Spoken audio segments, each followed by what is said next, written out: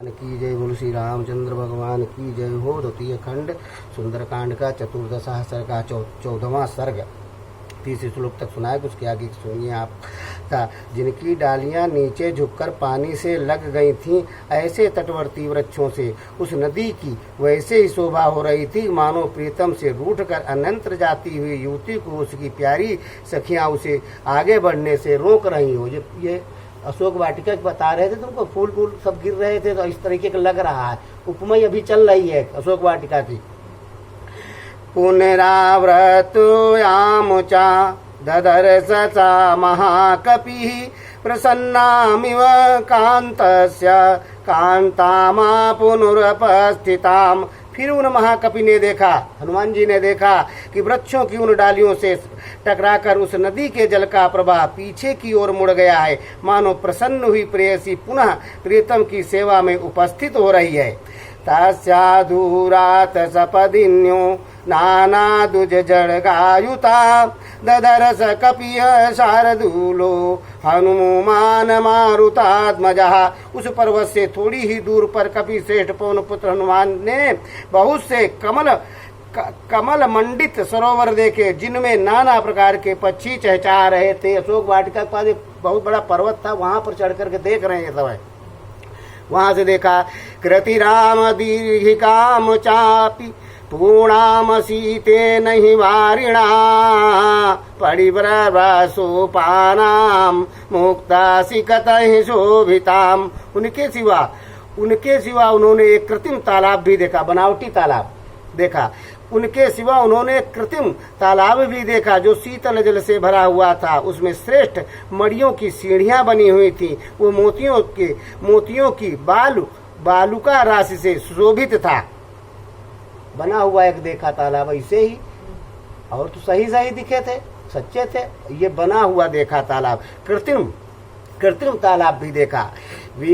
विविधमय ग्रमय च विचित्राम चित्रहि काननाम प्रासादय्य सुमधुभिश्च निर्मय विश्वहि कर्मणा काननैः कृत्रिमश्चापि सर्वतः समलंकृताम। उस अशोक वाटिका में विश्वकर्मा के बनाए हुए बड़े बड़े महल और कृत्रिम कानन सब ओर से उसकी शोभा बढ़ा रहे थे। नाना प्रकार के मृग समूहों से उसकी विचित्र शोभा हो रही थी। उस वाटिका में विचित्र उपवन शोभा दे रहे थे। कुछ तो विश्वकर्मा ने भी बनाए हुए थे छोटे छोटे घर।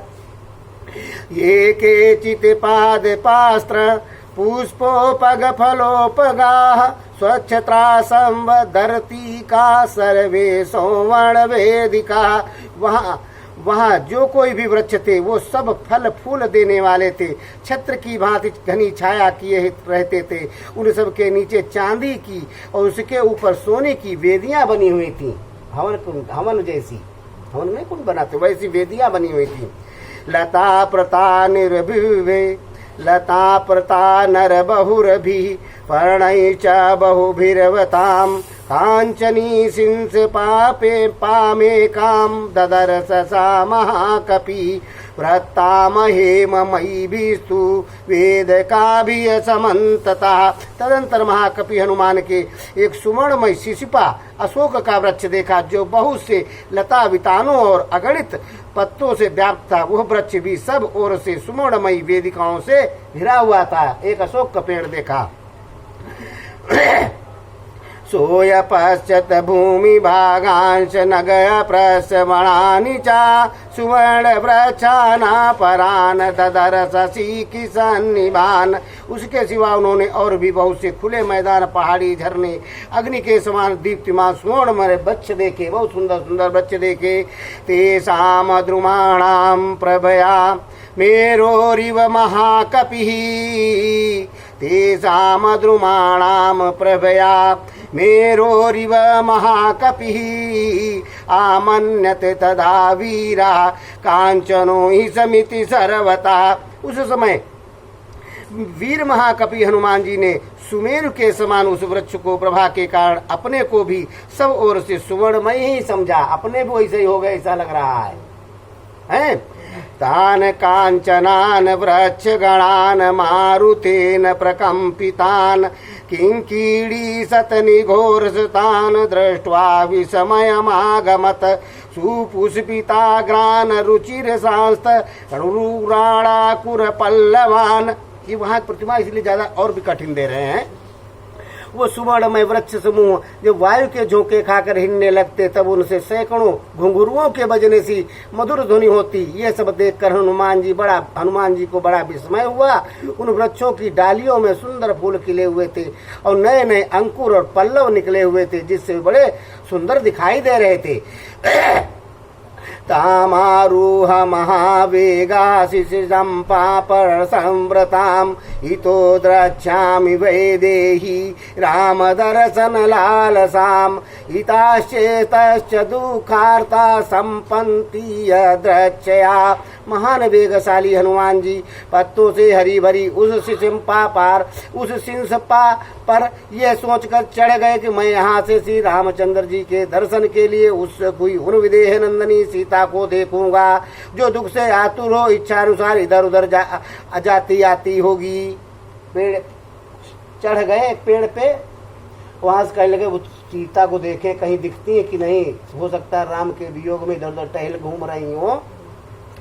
अशोक वनिका चेयम दृढ़म रम्य दुरात्मनः चंदैनैश्च चंपैकश्चापि बकुलैश्च विभूषिता इयं च नलिनी रम्या द्विजसंगन निषेविता इमां सा राजमहिषी नून में सति जानकी। दुरात्मा रावण की है अशोक वाटिका बड़ी ही रमणीय है। चंदन चंपा और मौलसिरों के वृक्ष इसकी शोभा बढ़ा रहे हैं। इधर ये पक्षियों से सेवित कमल मंडित सरोवर भी बड़ा सुंदर है। राजरानी जानकी इसके तट पर निश्चय ही आती होंगी। ये गणित लगाए, हो सकता है यहाँ आती, इतना सुंदर बना हुआ है, आती होगी। सारा महाराजा महिषी राघवस्य प्रिया सती वन संचार कुशला ध्रुव में सतिया जानकी। रघुनाथ जी की प्रीतमा राजरानी रामा सती साध्वी जानकी वन में घूमने फिरने बहुत कुशल है। वे अवश्य इधर आई होंगी, जो वन में तो गई ही थी। अथवा मृग सावाची वनयाशय विचक्षणा वन में सती साधे हम राम चिंताय सकुर्षिता। ये हनुमान जी विचार कर रहे हो सकता है इधर कहीं दिख जाए। अथवा इस वन की विशेषताओं के ज्ञान में निपुण मृग सावक नैनी सीता अब आज यहाँ इस तालाब के तटवर्ती वन में अवश्य पधारेंगी, क्योंकि वे श्री रामचंद्र जी के वियोग की चिंता से अत्यंत दुबली हो गई होंगी और इस सुंदर स्थान में आने से उनकी चिंता कुछ कम हो सकेगी। शायद सन्नाटे में आ जाए, कुछ चिंता उनकी कम हो जाएगी। राम शोकाभिसंतृप्ता सा देवी वामहि लोचना वनवासरता नित्यमेषते वनचारिणी। राम शोकाभिसंतृप्ता सा देवी वामहि लोचना वनवासरता नित्यमेषन्ते वनाचारिणी। सुंदर नेत्र वाली देवी सीता भगवान श्री राम जी के विरह में शोक में बहुत ही संतप्त हुई होंगी। वनवास से उनका सदा ही प्रेम रहा है, अतः वे वन में विचरती हुई इधर अवश्य आएंगी। वने चाराणाम सततम नूनम इस प्राहते पुरा रामस्य दैताचार्या जनकस्य सुता सती। श्री राम की प्यारी पत्नी सती साध्वी जनकनंदनी सीता पहले निश्चय ही वनवासी जंतुओं से सदा प्रेम करती रही होंगी, इसलिए उनके लिए वन में भ्रमण करना स्वाभाविक है। अतः यहाँ उनके दर्शन की संभावना है ही, इधर आ ही जाएंगी। संध्या काल मनः श्यामा ध्रुव में सतिया जानकी नदीम चेमाम शुभ जलाम संध्यार्थे वरवर्णिनी। वो प्रातः काल की संध्या उपासना का समय है। इसमें मन लगाने वाली सदा 16 वर्ष की 100 अवस्था में रहने वाली अक्षय यौना जनक कुमारी सुंदरी सीता संध्याकालिक उपासना के लिए यह पुण्य सलीला नदी तट पर अवश्य पधारेंगी। सोच रहे हैं हनुमान। तस्या चाप्य रूपेया मां शोक कविनिका शुभा तस्या चाप्य निरूपेयामशोकावनिका शुभा शुभाया पार्थिवेन्द्रस्य पत्नी रामस्य ही सम्मता। जो राजाधिराज श्री रामचंद्र जी की समाधारणीय पत्नी है, उन शुभ लक्षणा सीता के लिए सुंदर अशोक वाटिका भी बहुत सब प्रकार से अनुकूल ही है। जहाँ है अशोक वाटिका वहाँ भी सोच रहे ठीक ही है, अच्छी जगह पर है, दिक्कत नहीं, सन्नाटा है, वहाँ सोच रहे हो सकता है, हो सकता है ना। यदि जीविति सा देवी ताराधीन पनिभानना आगमिष्यति सावस्यमिमाम शीतजलां नदीम्। यदि जीवति सा देवी ताराधीपनिनाभना आगमिष्यति सावस्यमिमाम शीतजलां नदीम्। ये चंद्रमुखी सीता, और क्या कह रहे, यदि चंद्रमुखी सीता देवी जीवित हैं तो इस शीतल जल वाली सरिता के तट पर अवश्य पदार्पण करेंगी, आएंगी जरूर। एवं तु मुत्वा हनुमान महात्मा एव तु मुत्वा हनुमान महात्मा प्रतीक्षमाणो मुनिजेन्द्र पत्नीम् अवधे अवक्षेमाणा च ददरस सर्वं सुपुष्पुते पर्णघने निलीनः। ऐसा सोचते हुए सोच रहे हैं, ऐसा सोचते हुए महात्मा हनुमान जी नरेंद्र पत्नी सीता के शुभागमन की प्रतीक्षा में तत्पर हो सुंदर फूलों से शोभित तथा घने पत्ते वाले उस अशोक वृक्ष पर छिपे रहकर उस संपूर्ण वन में दृष्टिपात करते रहे। एक अशोक वृक्ष बैठ गए ऊंचे पे और पूरी देख रहे सब कहीं का, दृष्टिपात मतलब देखना। ऐसे सोचते हुए महात्मा हनुमान जी नरेंद्र पत्नी अर्थात राम की पत्नी सीता के शुभागमन के आने की प्रतीक्षा करते में तत्पर सुंदर फूलों से सुशोभित तथा घने पत्ते वालों में उस अशोक वृक्ष पर छिपे रहकर उस संपूर्ण वन पर दृष्टिपात करते रहे। अब अशोक वृक्ष पर बैठे देख रहे हैं। बोलो श्री रामचंद्र भगवान की जय हो। 14वां सर्ग समाप्त हुआ। इत्यार्थे श्रीमद् रामायणे वाल्मीकि आदि काव्ये सुंदर कांडे 14 सर्गा। इस प्रकार श्री वाल्मीकि निर्मित आस रामायण आदि काव्य के सुंदर कांड में 14वां सर्ग पूरा हुआ। बोलो श्री रामचंद्र भगवान की जय हो। बोलो श्री वाल्मीकि रामायण की जय हो।